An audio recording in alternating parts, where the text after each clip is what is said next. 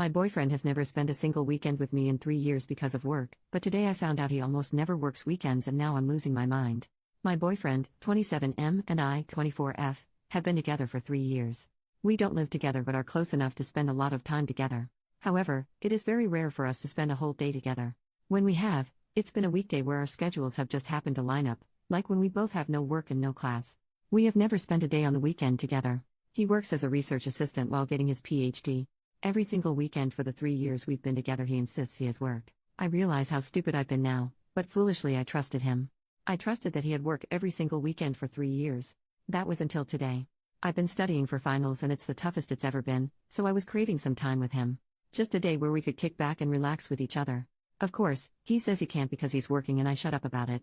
So, today I'm getting antsy anyway and hoping we could at least spend the evening together. I end up texting him, asking when he thinks he'll be back and we can spend the night. I've done this plenty of times before and he always responds fairly quick. This time I'm waiting for a while. After 2 hours I decide to text a work friend of his who's also a research assistant with him. Wouldn't you know it, it turns out they don't have work today. In fact, he informs me in that same text that they rarely ever have work on weekends. Rarely ever? So now, I'm sitting here wondering what the hell is going on.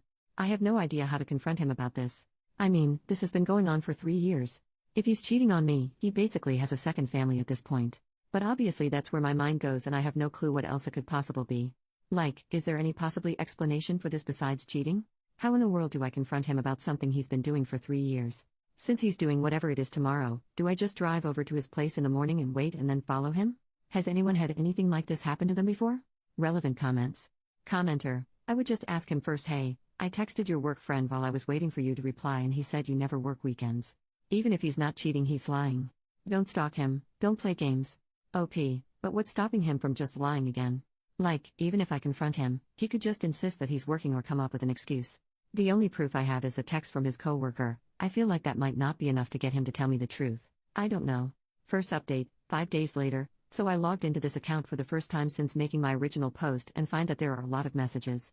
I haven't read them all but I will, and the recent ones all ask for an update so here is what I got. When I logged off, things seemed to be pretty split on what I should do. Most people just decided to call him a cheater or say that I'm the side chick. Frankly, I wasn't sure I could wait another day to confront him, so I confronted him the night of that post, no games or stalking or anything. Anyway, I had texted him telling him to come over when his work was done and he did.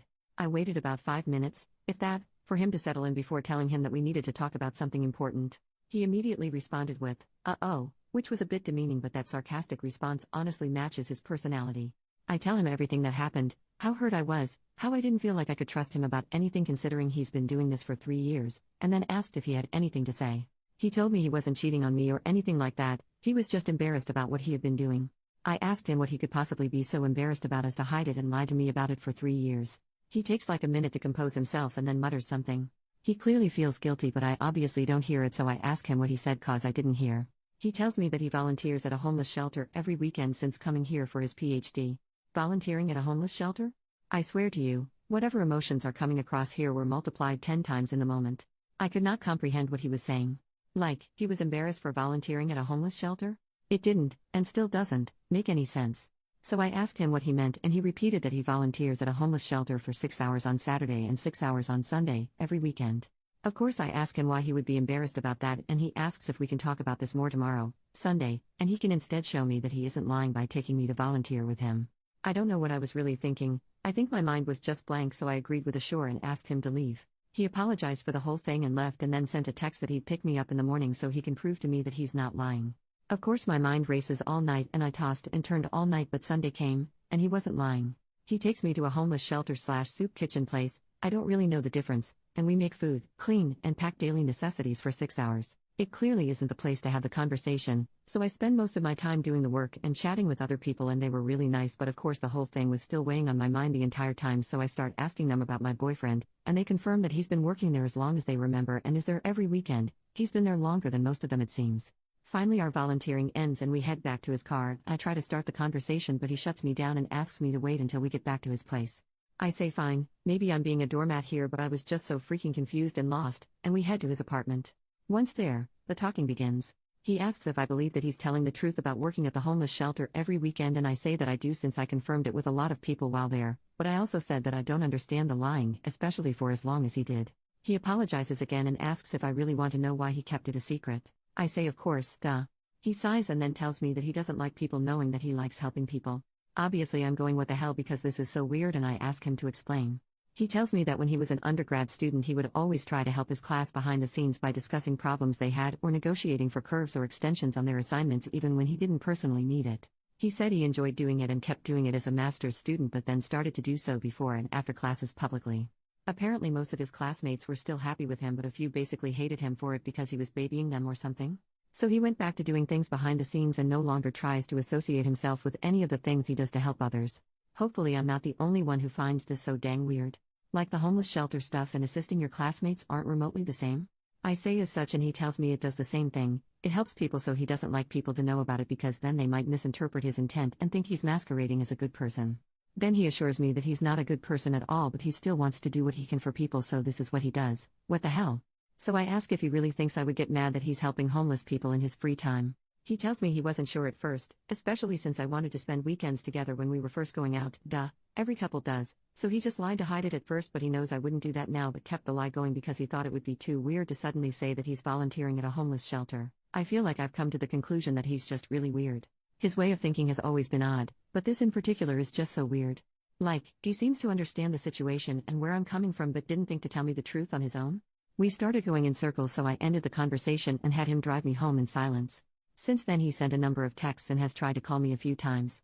I didn't pick up on Monday or Tuesday because I felt like I needed time to think, but I finally picked up today and we had a talk in which we both reiterated what we had said. I know a lot of people, literally all of them at this time, were telling me to break up with him but I'm still thinking things through. I'm going to try and get him to hang out this weekend and make my decision after that I think some more. This whole thing has been so weird. I'm sorry that I've repeated that so much but my brain is still rather scrambled. I don't think there will be any more updates to this because we either stay together or break up, but if there are, they won't be posted here. Edit, reading through a lot of the comments on the previous post now. To answer the most common questions, I haven't met his parents but I have met a few of his friends, he doesn't have social media, he's met my family since I'm local, and we do spend holidays together if they aren't on weekends. Relevant comments. Commenter, honestly it is strange that he felt the need to lie about it but at the same time it does seem he has good intentions. A lot of people like to do volunteer and charity work, donations, etc. and keep it quiet because they don't want to seem like they're trying to be a good person, they just want to help those in need and keep it quiet, just like your boyfriend said. I understand your confusion and being upset about the lies and that's completely valid, but in this situation I do hope you give him another chance. It's very possible the embarrassment comes from past trauma in his life. Personally, I've been in some bad situations and been on hard times, especially as a child with my single mom, and now that I'm grown and have the ability to help those that are in the situation I was once in, I basically feel obligated to help. Again, it's your relationship and not being honest with you because of embarrassment is one thing, but I hope you two can discuss this more and figure it all out because you're both valid here in my opinion. I commend you for bringing it up to him and I commend him for helping those in need.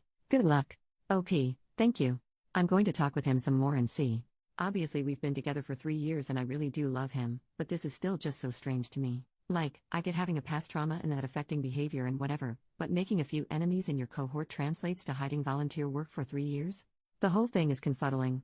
Commenter asked OP about the possible volunteering services being mandated by the courts and if the boyfriend has done something illegally and asked the volunteers to lie for him on his whereabouts. OP, there have been quite a few comments about it possibly being court-ordered. I don't want to identify his field completely or anything because it's pretty niche, but if he had a criminal record, I think it would be incredibly difficult to work in his field so I don't think he has one. I haven't looked at his messages or anything of the sort. Maybe people are going to call me naive for this, but getting every single volunteer I talked to over that 6-hour period in addition to some people who were making use of the services to lie for him seems really unlikely. I think I underplayed the seriousness with which he explained the conflict with his classmates. I didn't follow it completely, but he really did seem very affected by the whole thing. Maybe he's acting, but it didn't look that way to me.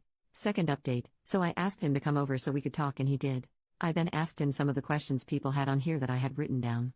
Volunteering for 6 hours but still not having time for me. He said he would get there a little early and leave late, but would then spend the remaining hours running errands and actually working on PhD and assistant stuff. I asked if he could give me details. He gave some details about academic articles that I don't remember. I asked why he couldn't spend more weekend evenings with me if this was the case. He said that he was really busy with work and that I would distract him. Ouch. Out of all the things said, I think this is the one that bothers me the most. I asked if the volunteering was court-ordered. He laughed at that and was clearly confused by the question but answered that given the special population he works with doing his PhD, he doubts he'd be able to work with them if he had a record that required so many hours. I asked if he was ever going to tell me about the volunteering. He initially says he doesn't know, then replies that he probably wouldn't have. He apologized for lying but then said that whether he was working or volunteering doesn't make a difference to how much time he spent with me. Obviously, I pushed back on this and he got defensive, and we had an argument that basically reiterated how I felt like I couldn't trust him because he was lying about this while he kept apologizing for the lying and making me feel that way, but that it wouldn't have changed how we spend time together. Ultimately, I asked him to explain to me again why he hid it in the first place. Like he said previously, he used to talk to professors during undergrad about extensions and questions others had behind closed doors and then make sure those things were stated to the rest of the class. He did the same thing in his master's program. This is where I got lost before. One of his professors was a hard ass and some of his classmates were scared to talk to him about their grades, so he thought he could show them that he was willing to discuss grades, and he made a joke about his own grade in class.